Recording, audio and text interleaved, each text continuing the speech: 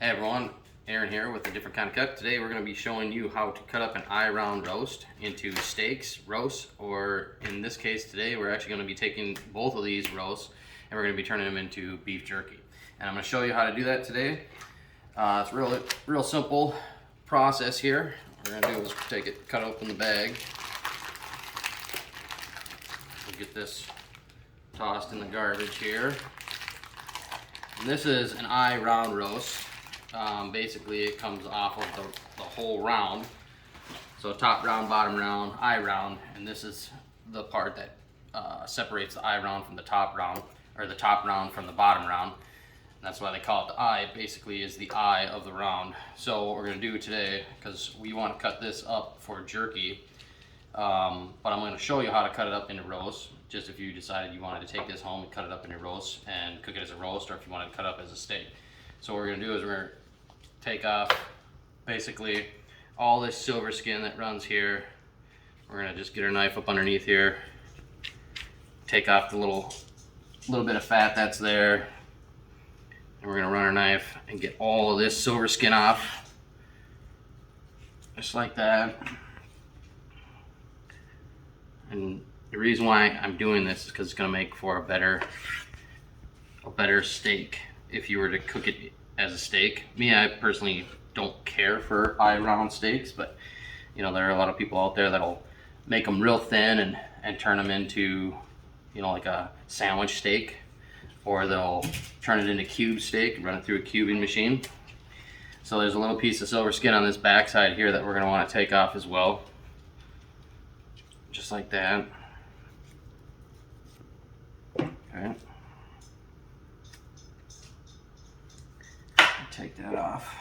Now, we come to the fat side. This fat side here is actually really thin. Normally there's a real heavy duty bark on here that you end up having to trim off first, but this stuff, you can feel it's pretty thin. It feels pretty much like meat already, so I'm not really gonna take much off there. I'll probably take this little piece off here, just like that, and then I'm also gonna take off this silver skin as well. We're gonna try to get all that off, just like that. And just like that. Okay, so now this is ready to cut into steaks. So generally what you would do is you would start at this end here and just kind of work your way all the way down and make steaks. So if I were to take this end off here, you can kind of see that's pretty much, that's an eye round steak right there. But what I'm gonna do is I'm gonna cut it in half, right? Now you got a roast. So if I want these into steaks, all I got to do is cut them down all the way down, and you have some nice eye round steaks. Cut them a little bit thinner, run them through a cubing machine and make a nice cube steak out of it. Or for my purposes, I'm going to be turning this all into jerky because I want to make some homemade jerky. So what I'm going to do is I'm going to actually take all this fat off. And when you make jerky, you don't want any fat on your pieces of jerky because it just doesn't taste very good. So I'm going to take that all the way down, take that all the way off, and make this pretty much as lean as I possibly can get it. Just like that. Okay, so now this one's ready to go, ready to make into jerky. So the secret of making jerky out of an eye round is they're pretty sloppy, they're hard to cut, you know, and basically we're going to be slicing it like this. It's almost impossible to cut with a knife, so I'm going to use a slicer.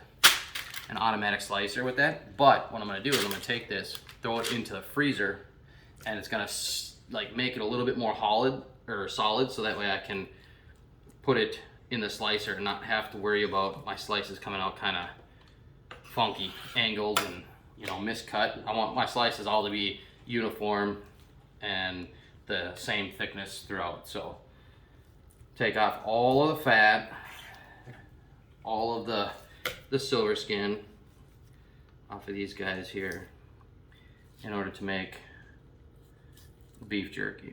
So this is going to be video 1 of making jerky. There's going to be a couple different videos. I'm going to show you guys exactly how to slice it up. I'm going to show you guys how to marinate it, and I'm also going to show you all the seasonings I use for marinating these. So I use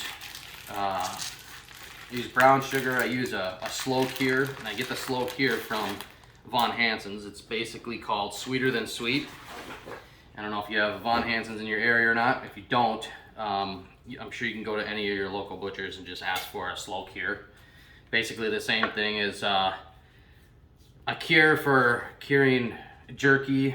Most time people use nitrates, but we're going to use this slow cure, which is basically a salt cure, and it's gonna take about a week to get our meat cured up, so that way we can throw it into the smoker.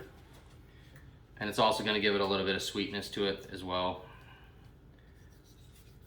So for this one here, I'm just going to clean it completely up, get rid of all the fat, get rid of all the silver skin, and we're going to just get this one ready for throwing right into the slicer so we can make jerky out of it.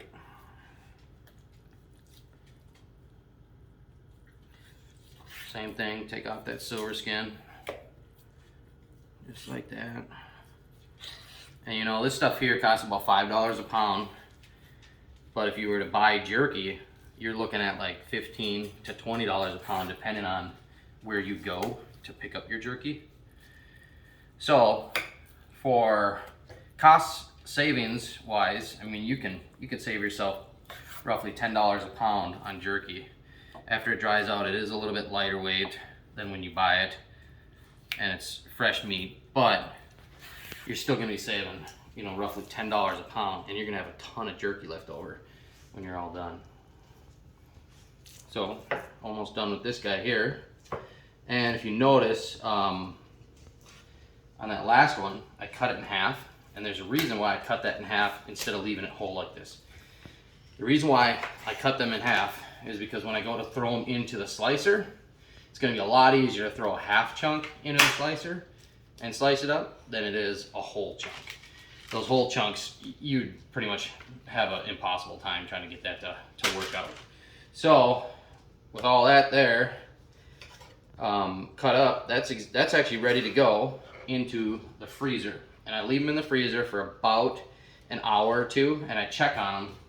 Once they start to get hard on the outsides, I'll flip them over, because the bottom side is still going to be soft because it's not going to get that cold air to it. So I'm going to flip it over, and then once I feel that the whole entire roast is kind of hard, solid all the way around, not totally frozen, but somewhat frozen, I'm going to take that out, and then I'm going to slice it up. So this is part one on making beef jerky out of eye rounds. So make sure you guys tune in to part two, which will be me slicing it using a new slicer that I just bought from eBay and checking out, see how it works.